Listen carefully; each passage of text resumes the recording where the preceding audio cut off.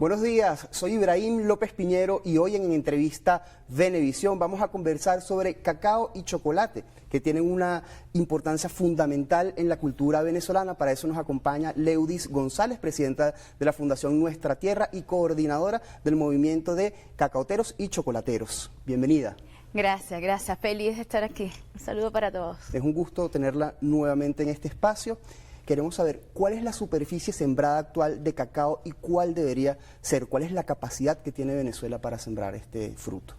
Mira, actualmente en Venezuela tenemos alrededor de 60.000 hectáreas de cacao. Realmente creemos que podemos tener capacidad para llegar a más de 1 millón de hectáreas en el país y que todos los estados de Venezuela puedan producir a escala industrial, o sea, a mayor escala, este fruto maravilloso que nos permite a nosotros, conquistar paladares a nivel internacional. ¿Cuál debería ser la superficie sembrada para que el cacao tuviera un peso importante en la economía como llegó a tener hace años? Yo creo que con lo que nosotros tenemos en este momento, nosotros podemos conquistar ese espacio que tú dices allí en el mercado internacional, y no solamente en el mercado internacional, sino en nuestra economía. Creo que lo que debemos realizar es, revisar los precios del cacao hacia los productores. ¿Cuáles son las zonas del país que cuentan con indicación geográfica protegida? Y por supuesto, por favor, explique qué es indicación geográfica protegida para nuestros televidentes. Mira, la indicación geográfica protegida de un país, en este caso del cacao, implica calidad, reconocimiento a la calidad del producto, ¿no? En este caso, nuestro país goza de 5 indicaciones geográficas protegidas. Tenemos Carenero Superior en el estado Miranda, tenemos cacao Caripito en el estado Monagas, tenemos Patanemo en Carabobo, también tenemos Choroní, tenemos, por supuesto, la denominación de origen que más famosa en el mundo, que es Chuao. Eso nos permite inmediatamente estar en el mercado internacional, ¿no? Aparecer allí como cacaos de gran calidad, reconocidos por nuestro país. Sin embargo, yo creo y estoy convencida de que hay cacaos en Venezuela que aún no se han descubierto, están allí, están dentro del grupo total, pero con calidades extraordinarias. Sabemos que el cacao venezolano es muy cotizado principalmente porque es fino de aroma, ¿no? Y digamos que se diferencia muchísimo en eso del cacao que se produce en África o en algunas regiones de América Latina, pero quisiéramos que usted profundizara un poco más sobre este aspecto. Sí, es una de las ventajas comparativas que tiene nuestro cacao. Primero, porque el cacao nace en Venezuela, nace hacia el estado de Trujillo, el cacao criollo. Y por supuesto se diferencia de otros por la calidad de nuestros cacaos. Los cacaos venezolanos tienen distintas calidades y cada una de esas calidades es reconocida a nivel mundial. Y eso nos garantiza a nosotros un precio en el mercado internacional muy bueno. El cacao venezolano es uno de los más caros en el mundo. Sin embargo, esa ventaja que tenemos en el mercado internacional aún no se percibe en los productores de cacao que inician esta importante cadena de producción, y creo que es allí donde nosotros tenemos que prestar atención. Primero, para garantizar crecimiento en la producción de cacao, y segundo, para garantizar las calidades que tenemos actualmente. ¿Hay investigación en Venezuela en materia de cacao, enfermedades, nuevas variedades, capacitación para los productores? Sí, bueno, se está haciendo un trabajo extraordinario y hay que reconocer lo que está haciendo el Ministerio de Ciencia y Tecnología para atender una de las enfermedades que más ha atacado al productor venezolano en los últimos tiempos, como la escoba de bruja, y ellos están haciendo un trabajo extraordinario para atender esa situación. Y sí, igual insisto, y necesitamos mucha más formación.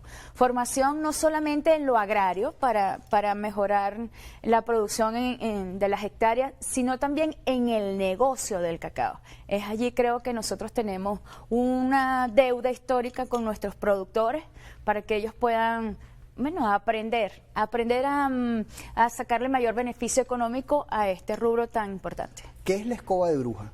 La escoba de bruja es un hongo que afecta la producción de las mazorcas y eso merma la producción del país. ¿De qué manera podría mejorarse genéticamente la calidad del cacao del país y cómo esto redundaría, digamos, en beneficio, por supuesto, de los productores y de Venezuela, del país? Mira, yo creo que lo primero que nosotros tenemos que hacer o mantener es proteger la genética de los cacaos que tenemos. No inventar mucho en eso, porque otros países lo han hecho y han perdido su genética, han perdido sus calidades, y nosotros no podemos caer en eso. Y caer en eso significa nosotros no podemos sembrar en el país ni CCN 51 ni ningún otro clon que incida en la producción nacional, ¿no? Porque lo que vamos a crear son cacaos que no van a tener calidad y no van a tener precio en el mercado internacional. Entonces es preocupante que en nuestro país aún existan sembradíos de CCN 51. Yo creo que eso tenemos que eliminarlo, ser radicales en ese sentido.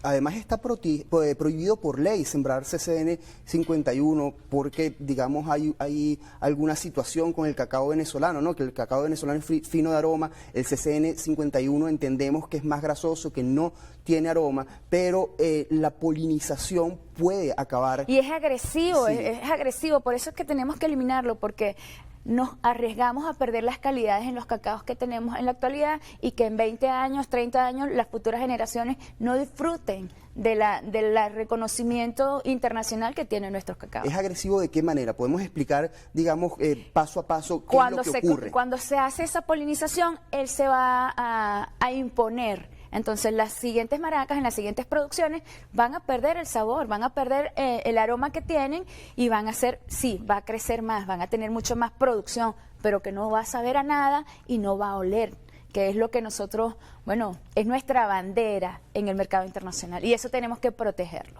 Ha habido unos esfuerzos importantes por parte del Ejecutivo Nacional.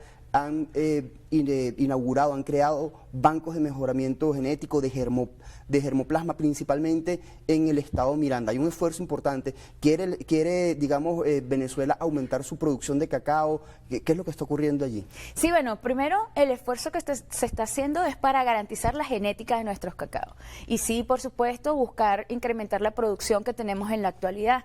Pero nosotros creemos desde nuestra organización que para poder lograr el tema del incremento de la producción necesitamos formar a nuestros productores, formarlos para que aprovechen mucho más las hectáreas que tienen y generen, o sea, y rompamos ese promedio de producción que tenemos actualmente en el país, que está muy por debajo de la media mundial. Y entonces creemos necesario que eso solo se va a lograr con formación. ¿Cuál es la media mundial? La media mundial son 700 kilos por hectárea, y nosotros estamos muy por debajo de ese promedio. Por supuesto, una hectárea de cacao puede producir más de 1.200 kilos, ¿verdad? Hasta hemos tenido hectáreas bien trabajadas, bien cuidadas, que pueden llegar a 2.000 kilos por hectárea. Eso es altamente productivo. Creo que hacia allá debemos ir trabajando los venezolanos, pero con la conciencia de que no es con cruces con otros cacaos más rendidores, no. Con nuestros cacaos podemos nosotros llegar a esos niveles de producción en el país. ¿Cuál es el estatus de la ley del cacao que está en la Asamblea Nacional? Y desde su punto de vista de experta, ¿cuál podrían ser aportes para mejorar este proyecto de ley?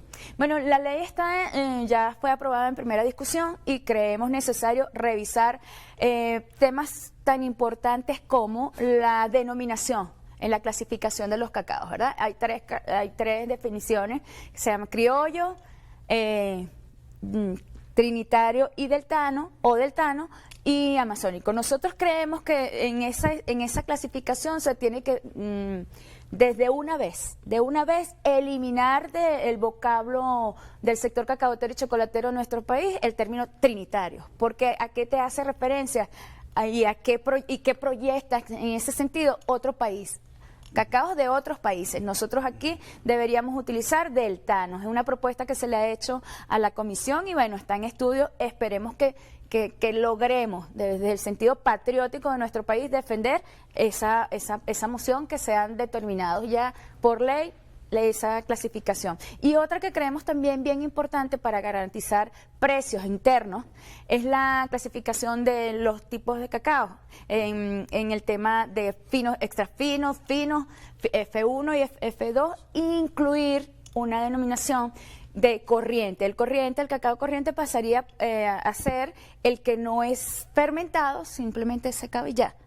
Con eso nosotros vamos a garantizar diferenciación de precios en el mercado interno. Y creo que eso es bien importante, porque entonces va a tender a desaparecer en los productores estar haciendo cacaos no fermentados, para cuidarlo más, para garantizar mayor calidad. Creo que eso son importantes esos aportes que estamos realizando para que la ley tenga un aporte importante dentro del sector cacaotero del país. ¿Se aborda en esa ley el tema de la exportación? No en profundidad, y creo que también esa es una de las debilidades que debemos ir fortaleciendo. Creo que el sector exportador necesita verse reflejado en este instrumento jurídico extremadamente necesario. Es una deuda histórica que tenemos que saldar con el sector productor, sí, pero a estas alturas del partido creo que es importantísimo que entendamos que como más del 70% de la producción del cacao venezolano es a exportación, entonces el sector exportador